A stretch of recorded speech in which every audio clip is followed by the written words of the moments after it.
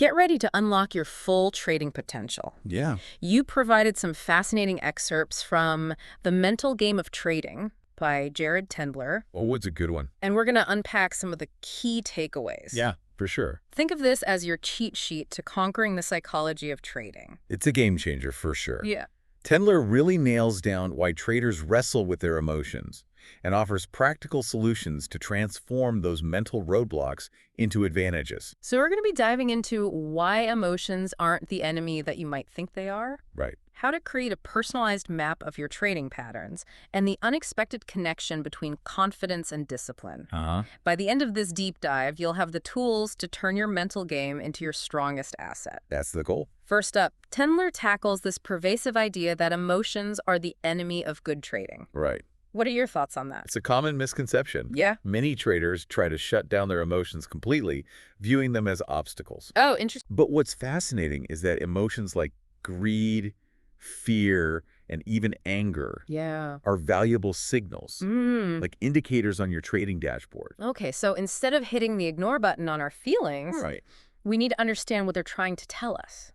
Exactly. How do we do that? That's where mapping your mental game comes in. Okay. It's like creating a forensic analysis of your reactions to the market. Think of it as meticulously tracking the thoughts, emotions, and behaviors that lead up to those trading errors we all make. So we're talking about dissecting those moments when we might deviate from our plan or make impulsive decisions. Absolutely. Could you give us a concrete example of how this mapping plays out in real life? Absolutely. Tendler highlights the story of France, a Canadian trader who scalped E-mini S&P futures. Okay. France would patiently wait for his ideal A-plus setups, but when the market wasn't cooperating, Yeah. his mental game would start to unravel. Interesting. He'd fall into this cycle of self-criticism and forcing trades when his setups weren't appearing. Oh, wow. By mapping his mental game, France was able to recognize the early warning signs of this pattern and interrupt it before it led to losses. That's interesting. Yeah. It's like recognizing the early warning signs of a bad trade setup, but in this case, it's about our own behavior. Exactly. But this brings up a question. Sure. Trading psychology, just like chart analysis or risk management, is a skill that needs constant improvement, right? Absolutely. How do we go about that? Tendler introduces a really compelling concept called the inchworm Okay. to help us visualize the learning process. I like that. Imagine an inchworm moving forward. Okay. It stretches out, grips the surface, and then pulls itself forward. Mm-hmm. Trading skill development works in a similar way. You improve by both raising your peak performance at stretching out and by minimizing your worst mistakes, pulling yourself forward. So it's not just about hitting those home runs, but also about reducing the damage from our errors. yeah. I like that. It seems like a more sustainable approach to improvement. It's those errors, those moments when our mental game falters that often hold us back from consistent profitability. Right. Think of your trading performance as a bell curve. Okay. As you learn and improve, that bell curve shifts to the right. Uh-huh. Your old C game, those really terrible decisions, eventually disappear because you've developed the skills to avoid them. Gotcha. Your B game becomes your new C game, and so on. That's a really helpful visual. I think sometimes we can get too caught up in celebrating those wins Right. without addressing the areas where we're consistently making mistakes. Absolutely. But it's those mistakes that often provide the greatest opportunities for growth, right? Absolutely. Acknowledging our weaknesses and celebrating even those incremental improvements is what motivates us to keep inchworming forward. Love that analogy. Now, I know you wanted to do a deep dive into some specific mental game challenges that traders face. Yes. And there are a few in particular that Tendler really breaks down. Well, greed, fear, tilt, confidence, and discipline. Those are the big ones. Those are definitely the heavy hitters when it comes to trading psychology. For sure. I'd love to unpack each of those, starting with greed. Okay. It seems like such a powerful force in the markets. Greed is fascinating because it's often misunderstood. Okay. When most people think of greed in trading, Yeah. they think of someone with dollar signs in their eyes, chasing every tick and desperate to make a fortune. Right. But Tendler argues that greed can manifest in far more subtle ways. Oh, interesting. It can be that feeling of invincibility after a winning streak, where you start to take excessively large positions or needing constant action in the market, Okay. even when there are no quality setups. So it's not just about wanting more money. It's about this almost addictive need to be right and to keep winning. Yeah, you've hit the nail on the head. Yeah. It's that feeling of I can't lose, Yeah. that often leads to reckless trading decisions. And that's where mapping your mental game is so crucial. You're right. Being able to identify those subtle signs of greed in yourself, like needing constant action or feeling invincible, Yeah. can help you course correct before it leads to a disastrous trade. It's like having an early warning system for your own behavior. Exactly. But what about fear? How does that play into the mental game of trading? Fear is another powerful emotion that can significantly impact our trading. Oh. Tendler highlights that fear in trading can be amplified by specific performance flaws, like a fear of failing Right. or a fear of criticism. It's interesting because those fears aren't directly related to losing money, Right. but they can still paralyze us when it comes to making trading decisions. Absolutely. Oh. He gives the example of Alex, an options trader, who would identify these incredible high-conviction trades, but would underperform when it came time to execute them. Really? He had this deep-seated fear of making a mistake and facing criticism, Oh, wow. which held him back from capitalizing on his insights. It's like being gripped by analysis paralysis. You see the opportunity, but you're too afraid to pull the trigger. Yeah, that's a good way to put it. So you've got greed on one end of the spectrum Right. and fear on the other. Yep. What about tilt? I feel like that's something every trader has experienced at some point. Tilt is a common experience for traders. Yeah. It's that state of emotional frustration and anger that leads us to abandon our trading plans and make irrational decisions. It's like our brain goes haywire and we completely lose control. Yeah. I know when I'm tilted, I start revenge trading, Oh, yeah. trying to make back those losses immediately, which of course only makes things worse. Right. That's a classic example of how tilt manifests itself. Yeah. Tendler does a great job of breaking down the different types of tilt and the underlying conflicts that fuel that anger. He talks about injustice tilt, Okay. which is that feeling of being cheated by the market. Yeah. Like when you get stopped out of a trade and then the market immediately reverses in your favor. Oh, I know that feeling all too well. It's like the market is deliberately taunting you. Right. And that perception of unfairness can trigger a wave of anger and frustration that leads to impulsive decisions. Wow.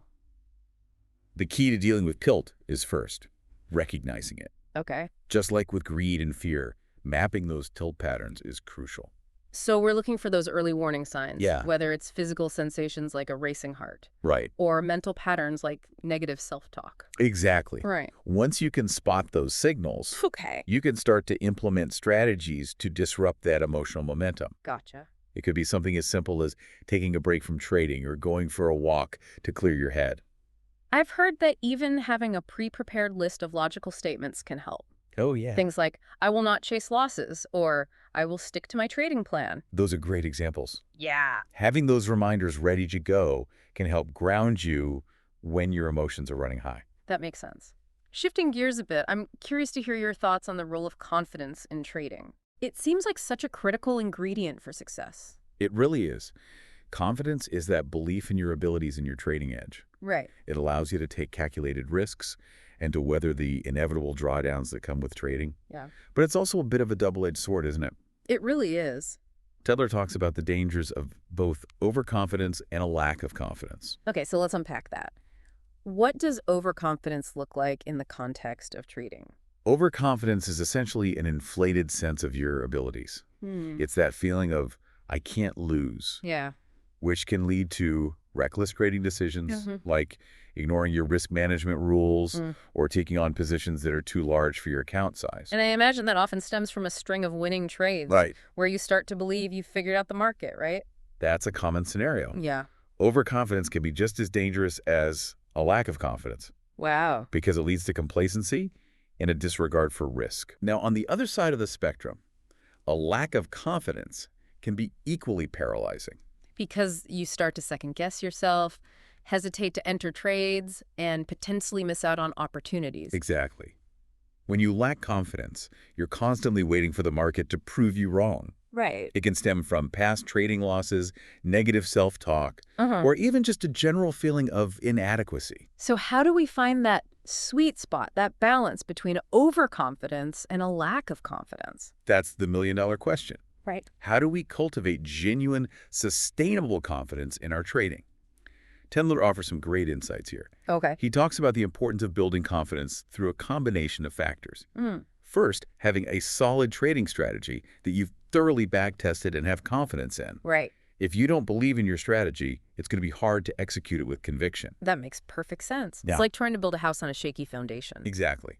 Second, focus on the process rather than the outcome. Instead of getting caught up in the wins and losses of individual trades, concentrate on making sound trading decisions based on your strategy. So it's about detaching yourself from the emotional roller coaster of the market and focusing on executing your plan effectively. You got it.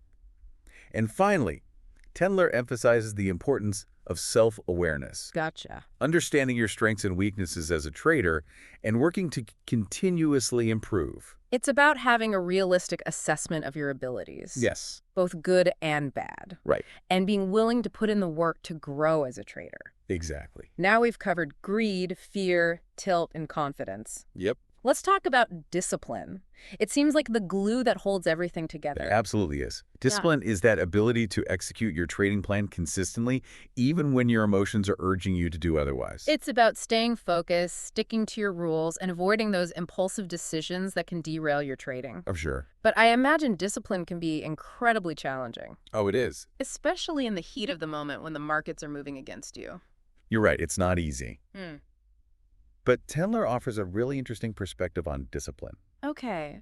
He reframes it as a skill to be developed, not an all-or-nothing trait. So it's not about beating ourselves up for those moments when we slip up, Right. but rather about recognizing that discipline is something we can continually work on and improve. Exactly. Tendler acknowledges that willpower is finite. Yeah, that's true. We all have moments of weakness, For sure. especially when we're tired, stressed, or facing a string of losing trades. So instead of getting discouraged by those lapses in discipline, we should focus on developing strategies to conserve and replenish our willpower. Things like creating a structured trading routine, taking regular breaks, and managing our stress levels outside of trading. Those are all great examples. Yeah. And Taylor provides a number of actionable techniques for improving discipline. Okay. One technique he emphasizes is the importance of pre-commitment, making decisions in advance when you're in a calm and rational state of mind, Right. to avoid making impulsive decisions in the heat of the moment. Like setting your stop loss and profit target before you even enter a trade, so you're not tempted to move them based on your emotions. That's a perfect example.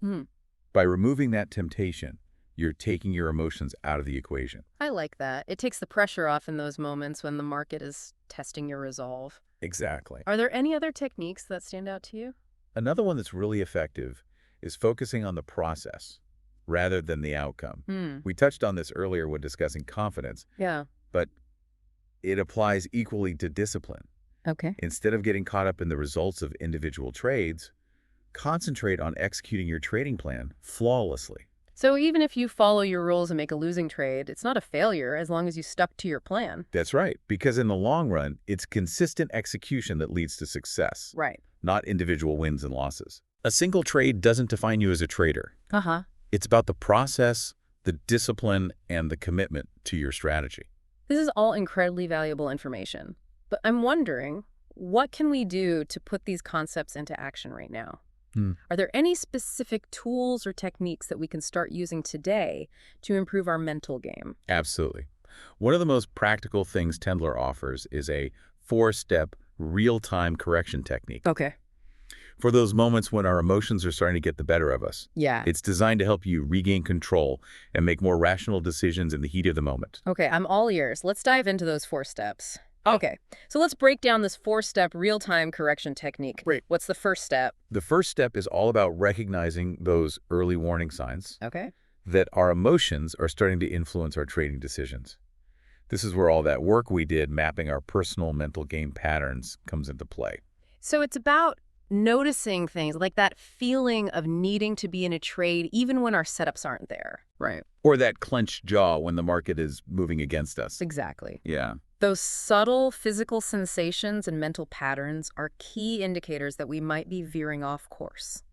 Okay. Once we recognize those signals, the next step is to disrupt the momentum of that emotional chain reaction Okay. before it takes over completely. How do we do that? It seems like once those emotions start to build, it can be hard to stop them in their tracks. It can be, But there are a few simple yet powerful techniques that can help. Okay. Tendler suggests things like taking a few deep breaths, standing up and moving around, Okay. or even just taking a brief time out from trading. Gotcha. The key is to interrupt that emotional spiral before it gains too much momentum. It's like hitting the pause button on our emotions, Yeah. giving ourselves a moment to reset and regain control. That's a great way to put it. Now, once we've disrupted that momentum, Okay. the next step is to inject some logic into the situation. This is where those pre-prepared logical statements that we talked about earlier come in handy. So things like, I will stick to my trading plan, or I will not chase losses. Exactly. Yeah. Having those reminders ready to go, like a mental toolkit for high-pressure moments, Yeah, that's a great idea. can help us counter those emotional biases and make more rational decisions. It's like having a trusted advisor whispering in your ear, reminding you of your goals and your commitment to your process. Exactly. Okay, so we've recognized the emotional signals, Right. disrupted the momentum, Uh-huh. and injected some logic. What's the final step? The final step is to implement what Tendler calls strategic reminders. Okay. These are essentially safeguards that we put in place to protect our decision-making process Right. during those high-risk moments when we're most vulnerable to making emotional errors. Can you give me an example of what a strategic reminder might look like? Sure. Let's say you've noticed a pattern of overtrading when you're feeling impatient. A strategic reminder in that situation could be a simple rule Yeah. that you only take trades during certain hours of the day, Okay. when you know you're typically more focused and disciplined. Or maybe even having a checklist that you review before entering every trade, Yes. ensuring that you've considered all the relevant factors and aren't just acting on impulse. Exactly. The key is to be proactive Right. and to create those safety nets that will prevent you from making those costly emotional decisions. This four-step technique is fantastic. It's practical, actionable, Yeah. and something that every trader can start implementing today. For sure. It's a great reminder that we don't have to be victims of our emotions. We can learn to manage them effectively and use them to our advantage. I couldn't agree more. It's about recognizing that emotions are a part of the game, Yeah. but they don't have to control the game. Right. With awareness, discipline, and the right tools, Uh-huh. we can turn our mental game into our greatest asset. So for you listening, what's one small step you can take today to start mastering your mental game? Yeah, good question. Maybe it's taking 5 minutes to reflect on your trading patterns or creating a list of those logical statements that will help ground you in those high-pressure moments. Remember, trading psychology is a skill that can be learned and improved, just like any other aspect of trading. Right. The winning edge is often between your ears. It is. So invest the time and effort to develop that mental strength. Absolutely. And remember, you're not alone on this journey. That's really important. Every trader faces these challenges. Yeah. The key is to be proactive. Seek out the resources that will support your growth Uh-huh. and embrace the process of continuous improvement. Until next time, happy trading.